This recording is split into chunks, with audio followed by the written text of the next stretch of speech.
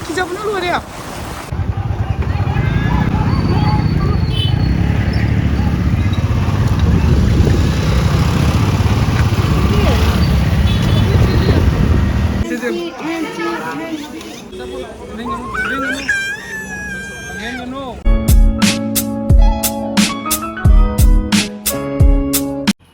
Hello everyone, मैं अपने Mikey channel दा तरह हम नौचरी अदो म्याम हुज़े कोई मपान दा चतो इनी गिफ्ट अमल ले बगी अदो वीडियो से मतंग मतंग एक मिनट सी दुगा कमाई कमाई तो उदो चश्मा से ते तो तड़ी उदरे अदो ना इन्ना ठीक दारी ने अमानु सुन दे वो सावना नसे दी वेदर कतंग फाई अबनो कोई चट के ना तो इनी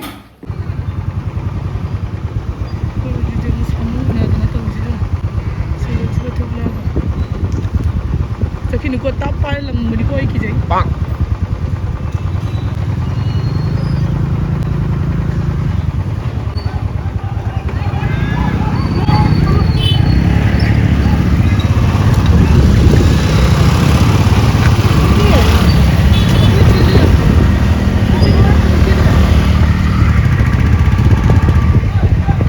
Oi ma, haji kido.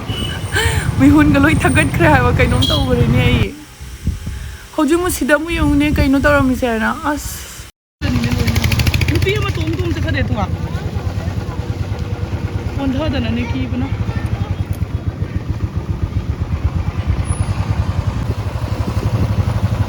ising kuchao se jengo moe ising nom chura kan dan na se phum na chen hum leita na tawi ne ba mama pagam lukti ne sidi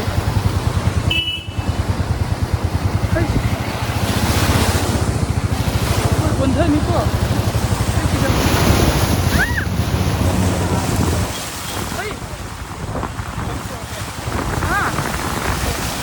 ising na kayo niya. Ikijab na luar ya. Niya pa sila. O to look kare asunda. Oi look pa ni जा रहा है. Mama look pa ni. Mama look pa ni जा रहा है. जा रहा है look pa ni.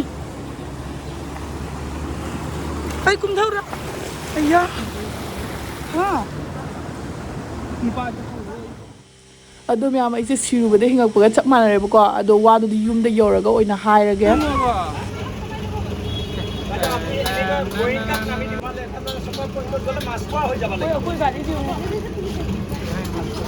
कोई गाड़ी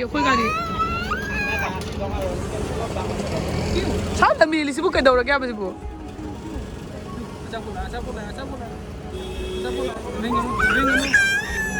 आयो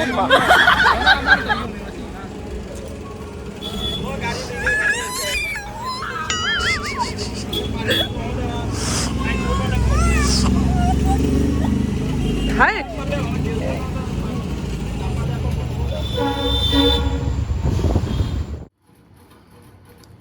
Ado मैम आई हुजी ममाई तारगे लाइने बको अदो आई ngasai orak pa phiba ma'am दो नोइदा कमाई लिनि हादि किपना ngasi नुमिचिगा सामु तानारे अदु लरकदा अमको मु इसिंग मु चाव फंगनारे बको अदुना किमनगी दना आई वीडियो द फजना नमक ट्रे मफम दु योरगा सु sai isa je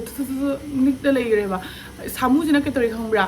बाजार की मनुंग सिगा माना लागा मी म्यामना मु मा तो साइड चलगा खोजे चटपा फंगनी आइदना मनाक चंगु बनी बको अदो दुगो मासु की बको गाड़ी म्यामना ति अना खोंजलक दुगा हेक्ता ममाई लेरकपनेबा आइदि मचासु यावरेबा खंबरा दुगा किमनगी दना अखोय से गाड़ी से एकदम ममाई लेरगा थौर चेलकपनेबा खुकी मचादना की दोई दुगी दो लोयरबा मतुंगदा अमुका मुदु इसिंग लानगी मतंगदो अदो दुगो मु चखलगा मु इसिंग न पुरा थल लोइना पिक थना लेरमे लादबु जौ थुरसी एना मचा पापा खो बनी वरी सुनारगा ने अदगी चलसे चखलगा मया जबुक जरगा इरेन लेपथो गरेनी खमरा लुमन गिदना अदगी मोगी साइड चलिबा इसिंग ख्वांग दौनगा चोलिनी कीबना लोय लबेन मरक तुगा लेबगा इन वीडियो मुथकिबदो अदगी मतंगदो आइसे हाइदि आई बुगोन धादरा इंगान सुजारे कमाई दौनियाना कर्म सिचुएशन दैना वीडियो नमंगनी म्याम खन्ना यंगो अदेना नुपा मचा अमदा सिकलाव ने कौसलगा मान मनेंग मान थमा इपाय लेरेबा आई कुमदा से दौबदा नुपा मचा सिगी मुख्वांग जोयबदो आई गिदि दुम फैबाक्स माइ ड्राइ जौगदबो मोंग से मालेबको औना इन कीना आई कुमरोय मचा सु पमी औना कमाई तौसिगा बदा तपना दुम गाइ थौरसेना अदुमाय तोरगा तप तपना ꯌꯥꯟꯊꯣꯔꯛꯏꯅꯤ ꯑꯗꯩ ꯑꯗꯨ ꯂꯣꯏꯔꯒ ꯑꯃꯨꯛ ꯑꯩꯈꯣꯏꯒꯤ ꯃꯣꯟꯖꯥ ꯀꯩꯀꯥꯁꯦ ꯏꯁꯤꯡ ꯂꯣꯏ ꯆꯪꯗꯅ ꯋꯥꯡ ꯃꯂꯥꯗꯣ ꯁꯨꯡꯗꯣꯛꯇꯅ ꯈꯣꯠꯇꯣꯛꯇꯅ ꯑꯗꯣ ꯃꯣꯕꯥꯏꯜꯒ ꯂꯣꯏ ꯕꯦꯒ ꯃꯅꯨꯡꯗ ꯍꯥꯞꯆꯟꯈ꯭ꯔꯦ ꯑꯗꯨꯒꯤ ꯁꯤꯆꯨꯋꯦꯁꯟꯗꯨꯒ ꯑꯩ ꯕ꯭ꯂꯣꯛ ꯅꯝꯕ ꯉꯝꯗ꯭ꯔꯦꯕꯀꯣ ꯑꯗꯨꯒ ꯌꯧꯔꯀꯥꯟꯗꯁꯨ ꯃꯐꯝꯗꯨꯒ ꯐꯖꯅ ꯅꯝꯃꯛꯄ ꯉꯝꯗ꯭ꯔꯦ ꯍꯥꯏꯗꯤ ꯏꯁꯥꯁꯦ ꯄꯥꯈꯠꯄꯣꯏ ꯀꯩꯕꯣꯏ ꯇꯧꯅ ꯑꯗꯨꯝ ꯒꯤꯐ ꯑꯃ ꯂꯩꯔꯒ ꯁꯠ ꯂꯥꯎꯅ ꯌꯨꯝꯗ ꯍꯜꯂꯛꯑꯦ ꯃꯆꯥꯏ ꯅꯤꯡꯉꯥꯏꯗꯣ ꯌꯦꯡꯉꯣ ꯑꯗꯨꯅ ꯌꯨꯝꯗ ꯍꯜꯂꯛꯑꯒ ꯑꯩꯈꯣꯏ ꯍꯧꯖꯤꯛ ꯑꯩ ꯂꯣꯏꯁꯟꯗꯣꯏꯅꯤ ꯑꯩ ꯍꯧꯖꯤꯛ ꯄꯥꯔꯇꯤ ꯑꯃ ꯆꯠꯇꯣꯏꯅꯤ ꯑꯗꯨꯒꯤ ꯀꯩ ꯁꯦꯠꯁꯤꯒꯦꯅ ꯈꯜꯂꯤꯅꯦꯕꯀꯣ ꯍꯥꯏꯗꯤ ꯂꯥꯞꯅ ꯆꯠꯇꯣꯏꯅꯤꯅ ꯀꯩꯁꯤꯁꯦ ꯇ꯭ꯔꯦꯗꯤꯁꯅꯦꯜ ꯗ꯭ꯔꯦꯁꯇꯣ ꯁꯦꯠꯅꯤꯡꯕꯅꯦ ꯑꯗꯣ ꯂꯥꯞꯅ ꯆꯠꯇꯣꯏꯅ ꯃꯆꯥ ꯄꯨꯔꯒ ꯔꯥꯅꯤ ꯅꯨꯄꯤ ꯏꯜꯂ ꯆꯠꯄꯗꯣ ꯈꯔ ꯋꯥꯏꯑꯦꯕ ꯈꯔ ꯋꯥꯒꯗꯕ ꯃꯥꯜꯂꯦ ꯑꯗꯨꯗꯨꯅ ꯑꯩꯅ ꯁꯤ ꯗ꯭ꯔꯦꯁꯁꯦ ꯁꯦꯠꯂꯒ ꯆꯠꯀꯦꯅ ꯇꯧꯔꯤꯅꯤ ꯑꯗꯣ ꯌꯦꯡꯉꯣ ꯁꯤ ꯗ꯭ꯔꯦꯁꯁꯦ ꯁꯦꯠꯂꯒ ꯆꯠꯈꯤꯗꯣꯏꯅꯤ ꯑꯗꯨ ꯃꯌꯥꯝ ꯍꯣꯔꯦꯟ ꯂꯣꯏꯁꯤꯜꯂ ꯈꯣꯠꯆꯜꯂꯒ ꯀꯃꯥꯏ ꯇꯧꯕꯗꯣ ꯌꯦꯡꯍꯟꯖꯔꯛꯀꯦ ꯑꯗꯣ ꯌꯦꯡꯃꯤꯟꯅꯔꯁꯤꯕꯀ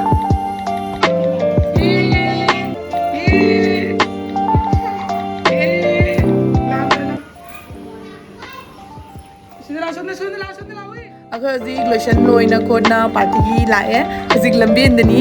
ꯃꯆꯥꯁꯦ ꯇꯨꯝ ꯍꯧꯒꯠꯂꯛꯄꯩ ꯃꯁꯛꯅꯦꯕꯀꯣ ꯑꯗꯨꯒ ꯒꯤꯐ ꯑꯩꯅ ꯃꯆꯥ ꯈꯛꯇꯪ ꯑꯃꯨꯛ ꯂꯩꯕꯤꯒꯦꯅ ꯂꯝꯕꯦꯟꯗ ꯂꯦꯞꯄꯒ ꯑꯩꯈꯣꯏ ꯀꯟꯅ ꯂꯩꯔꯤꯅꯤ ꯑꯗꯣ ꯃꯌꯥꯝ ꯐꯥꯏꯅꯦꯂꯤ ꯑꯩꯈꯣꯏ ꯍꯧꯖꯤꯛ ꯌꯧꯔꯦ ꯃꯐꯝꯗꯣ ꯑꯗꯣ ꯑꯩꯈꯣꯏꯅ ꯂꯥꯛꯏꯁꯦ ꯑꯩꯈꯣꯏꯒꯤ ꯔꯤꯂꯦꯇꯤቭ ꯄꯨꯆꯥ ꯕꯣꯛꯆꯥ ꯃꯤꯡꯒꯧ ꯆꯥꯎꯕꯒꯤꯅꯦꯕꯀꯣ ꯑꯗꯨꯗꯨꯒꯤ ꯃꯥꯒꯤ ꯃꯆꯥꯅꯨꯄꯤ ꯑꯩꯒꯤꯗꯤ ꯅꯦꯅꯦ ꯑꯗꯣ ꯃꯣꯏꯒꯤ ꯃꯥꯒꯤ ꯅꯦꯅꯦꯗꯨꯒꯤ ꯃꯆꯥꯅꯨꯄꯤꯗꯣ ꯑꯩꯈꯣꯏ ꯃꯆꯥꯒ ꯂꯦꯡꯒꯥ ꯑꯃꯇꯅꯦꯕ ꯍꯥꯏꯗꯤ ꯌꯥꯝꯅ ꯍꯟꯅꯗꯦ ꯃꯥꯒꯤ ꯕꯔꯊꯗꯦ ꯌꯥꯎꯕ ꯂꯥꯛꯏꯅꯤ ꯑꯗꯨꯗꯨꯒꯤ ꯃꯌꯥꯝ ꯎꯠꯆꯔꯛꯀꯦ ꯀꯃꯥꯏ ꯇꯧꯕꯗꯣ ꯌꯥꯝ ꯅꯨꯡꯁꯤꯕꯅ ꯑꯉꯥꯡꯁꯦ ꯈꯪꯕ꯭ꯔꯥ ꯃꯃꯤꯡꯅ ꯔꯤꯌꯥꯅꯥ ꯀꯧꯋꯦ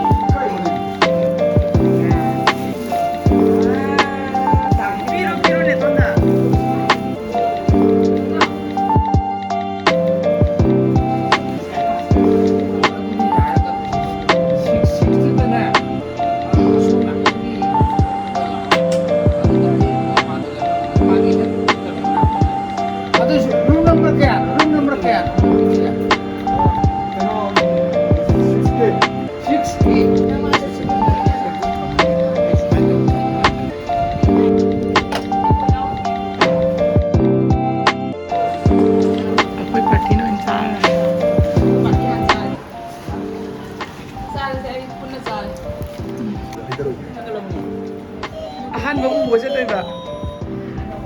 ꯑꯅꯧꯕ ꯄꯣꯠꯅꯦꯅ ꯑꯩꯈꯣꯏ ꯍꯧꯖꯤꯛ ꯆꯥꯕ ꯂꯣꯏꯅ ꯊꯣꯛꯂꯛꯄꯒꯤ ꯔꯦꯗꯤ ꯑꯃꯨꯛ ꯇꯧꯔꯦ ꯑꯗꯣ ꯅꯨꯡꯁꯤꯕꯅ ꯕꯔꯊꯗꯦ ꯒꯔꯜꯁꯦ ꯉꯣ ꯑꯗꯣ ꯍꯧꯖꯤꯛ ꯑꯩꯈꯣꯏ ꯂꯣꯏꯁꯟꯕꯒꯤ ꯆꯠꯂꯝꯗꯥꯏꯒꯤ ꯃꯆꯥꯈꯣꯏꯁꯦ ꯃꯨꯟꯅ ꯄꯝꯃꯤꯁꯦ ꯉꯣ ꯑꯣ ꯂꯣꯏ ꯆꯥꯟꯅꯔꯦ ꯑꯩ ꯎꯗ꯭ꯔꯗꯤ ꯂꯣꯏ ꯆꯥꯏ